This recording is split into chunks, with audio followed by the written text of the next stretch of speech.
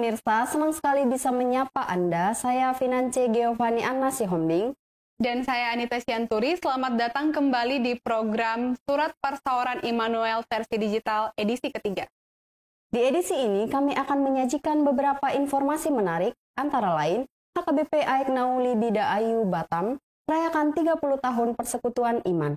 Kemudian STT HKBP Pematang Siantar melantik 127 wisudawan dan wisudawati. Selain itu, terdapat pula kumpulan keluarga Banjarnahor melakukan peduli lingkungan dengan tanam 1.000 pohon. Nah, jangan lupa tetap berinteraksi dengan kami lewat kolom komentar, karena kami akan selalu memilih komentar terbaik untuk menjadi pemenang yang kami umumkan di edisi berikutnya. Langsung saja yuk, ini dia fokus utama dalam edisi.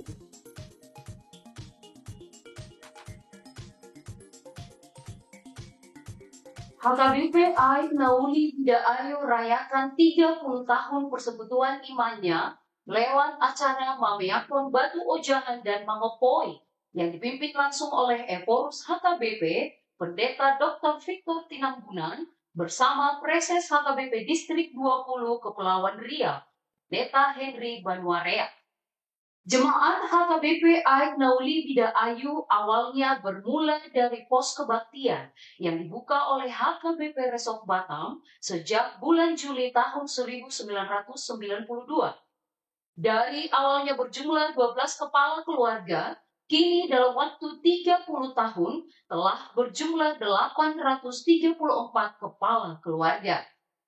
Dalam rangkaian acara perayaan tersebut, terlihat bahwa ratusan jemaat HKBP AIK Nauli Bida Ayu mengikuti seluruh rangkaian ibadah secara hikmat, mulai dari proses janjian yang berisi seluruh dokumen gereja oleh para penetua, hingga pernyataan janji iman seluruh jemaat di hadapan Tuhan. Pendeta Deser Jaspin Nababan, selaku pendeta resort mengungkapkan bahwa MBO dan Mangopoi adalah puncak dari sebuah perjalanan gereja. Ini adalah momen bagi jemaat untuk melakukan penyerahan dan pengudusan gereja kepada Tuhan. Dalam rangkaian acara sukacita tersebut, diketahui juga bahwa Jumaga Nadea secara pribadi menyumbangkan 2 unit sepeda motor bagi warga jemaat HKBP AIK Nauli Bida Ayu yang membutuhkan. Kegiatan perayaan ini turut dihadiri oleh Kepala Biro Jemaat HKBP dan seluruh pendeta di wilayah Distrik 20 Kepulauan Riau, beserta para pelayan penuh waktu yang pernah melayani sepanjang sejarah gereja tersebut.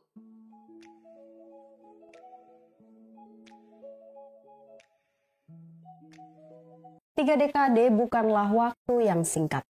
Ya, ini bukan sekedar seremoni biasa. Mameakon Batu Ojahan dan Mangopoi adalah penegasan identitas dan komitmen iman. Di gereja HKBP ini adalah pengukuhan bahwa sebuah gereja telah mandiri dan siap menjadi hurianago. Ini juga bentuk pengakuan resmi dari pimpinan pusat.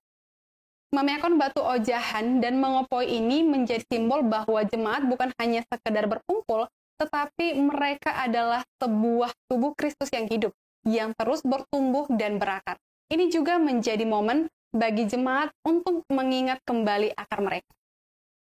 Dan ada satu hal yang sangat menarik dari sejarahnya. Perjuangan mereka menghadapi penggusuran di tahun 1998 dan pindah ke Bida Ayu. Hal ini menunjukkan bahwa iman mereka tidak mudah goyah. Ada ketangguhan dan semangat pantang menyerah. Ini adalah cerminan teologi yang hidup yang kita bahas sebelumnya. Tepat sekali. Ini adalah pelajaran yang berharga bagi kita semua, bahwa dalam menghadapi tantangan hidup, baik itu bencana alam, krisis ekonomi, atau bahkan penggusuran, iman kita tidak boleh luntur. Justru disitulah kita melihat mujizat Tuhan yang nyata. Dan pesta ini juga sekaligus merayakan kematangan pelayanan HKBP AIK Nauli. Dari sebuah pos parmingguan yang kecil, kini mereka punya 39 sintua dan melayani ribuan jiwa. Ini adalah bukti nyata bahwa pelayanan yang tulus akan membawa pertumbuhan.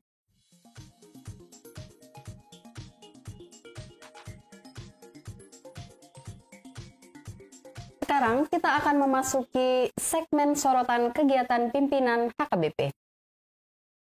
Pemirsa, Setelah menghadiri wisuda Sekolah Tinggi Diakones pada tanggal 17 September, kemudian pada tanggal 19 September yang lalu, Eporus HKBP didampingi Kepala Departemen Marturia dan Kepala Departemen Diakonia menghadiri acara wisuda STT HKBP.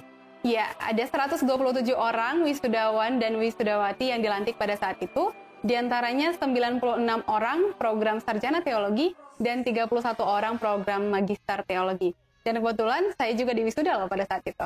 Wah, selamat ya Anita. Dan selamat juga kepada teman-teman yang sudah resmi bergelar sarjana dan magister teologi.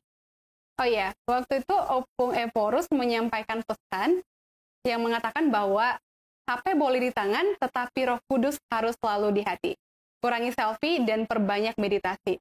Tapi bukan hanya itu, Eporus juga tetap menunjukkan komitmennya untuk memastikan para wisudawan dan wisudawati tetap sadar lingkungan dan waspada terhadap isu ekologis.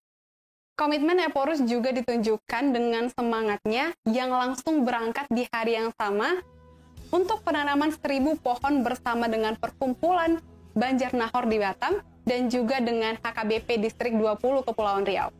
Jadi, keluarga dari perkumpulan marga Banjarnahor menaruh perhatian pada lingkungan, dan hal ini didukung oleh Eporus HKBP. Sangat menginspirasi. Nah, bukan hanya itu, keluarga besar Banjarnahor juga pada bulan Juli sebelumnya sudah menanam 1.000 pohon bersama dengan badan pengusaha di Batam. Jadi total 2.000 pohon sudah ditanam oleh keluarga ini. Jadi, gerakan peduli lingkungan ternyata sudah mengalir sampai ke kelompok marga. Mudah-mudahan hal ini memotivasi kelompok marga lainnya untuk turut serta mencintai lingkungan. Di samping itu, Sekretaris Jenderal HKBP Pendeta Rikson Hutahayan juga menunjukkan komitmennya terhadap pelayanan di daerah.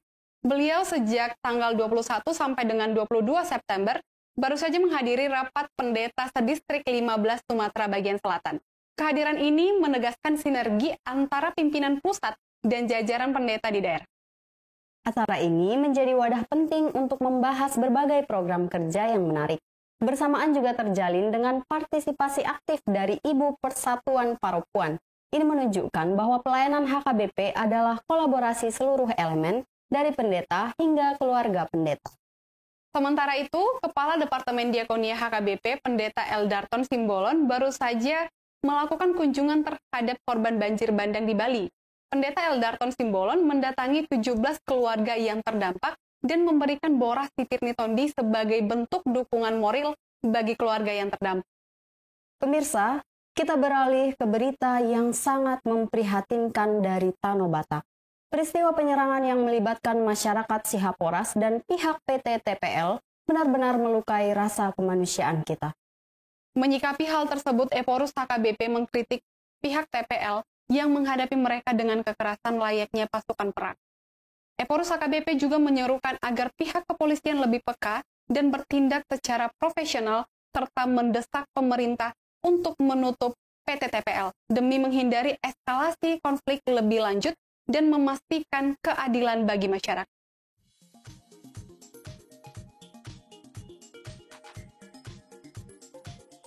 Pemirsa, sekarang kita akan masuk ke segmen Benang Merah Khotbah Minggu. Telah terhubung bersama kita Pendeta Andar Tompul. Shalom, Mamang. Shalom. Hari ini kita akan merenungkan dua teks Alkitab, yaitu Mazmur pasal 148 dan Kolose pasal 1. Kedua teks ini, saat kita gabungkan, memberi kita pemahaman yang sangat penting.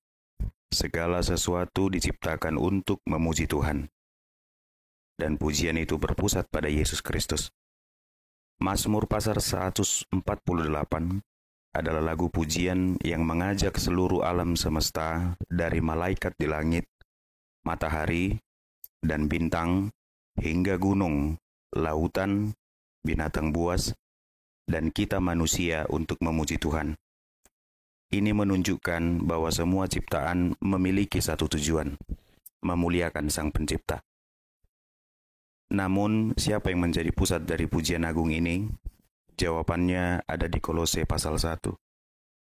Paulus dengan jelas mengatakan bahwa Yesus Kristus adalah pusat dari segala ciptaan. Ayat 16 menegaskan, karena di dalam dialah telah diciptakan segala sesuatu. Artinya, orkestra pujian yang disebutkan di Mazmur pasal 148 itu ada dan bergerak di dalam Kristus. Dia bukan hanya sang pencipta, tapi juga sang penopang yang menjaga agar semua ciptaan tetap teratur. Karena itu, salah satu panggilan bagi kita adalah mengubah cara pandang kita terhadap alam. Setiap pohon, sungai, dan binatang diciptakan untuk memuliakan Allah. Dengan demikian, merusak alam sama artinya dengan merusak ciptaan yang diciptakan untuk memujinya. Ini bukan lagi hanya tentang menjaga lingkungan, tetapi tentang menghormati Allah. Terima kasih penjabarannya, Amang.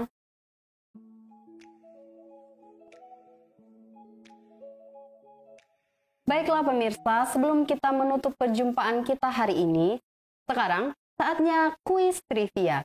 Pertanyaan kita hari ini masih berkaitan dengan Minggu Ekologi HKBP 28 September 2025. Pertanyaannya adalah, aksi nyata apa saja yang telah atau akan Anda lakukan untuk menjaga alam ciptaan Tuhan? Jawaban terbaik akan kami umumkan di edisi berikutnya. Dan sekarang saatnya kita mengumumkan pemenang kuis trivia edisi lalu.